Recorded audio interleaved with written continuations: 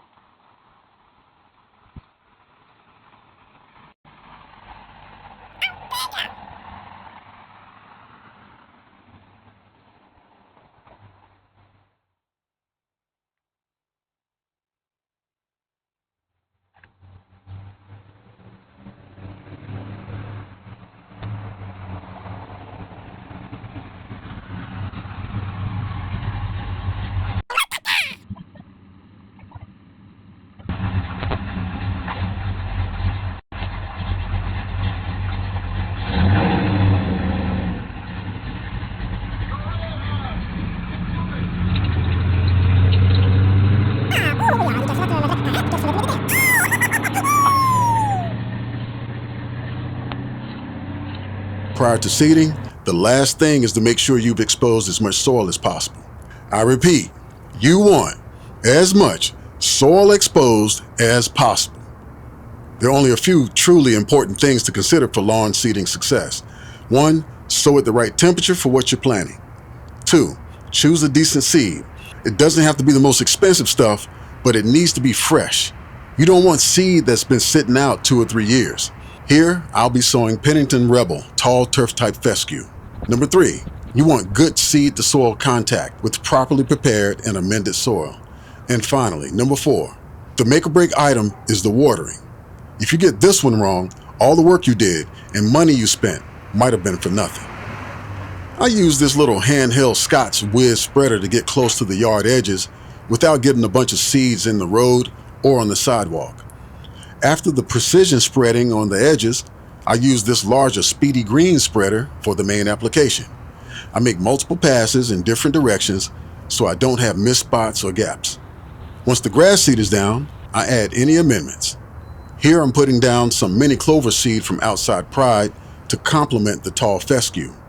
Clover fixes nitrogen, enriches the soil, and helps fill in bare spots. Nitrogen fixation is where clover seed pulls nitrogen from the air and converts it into a biologically available form that plants can use.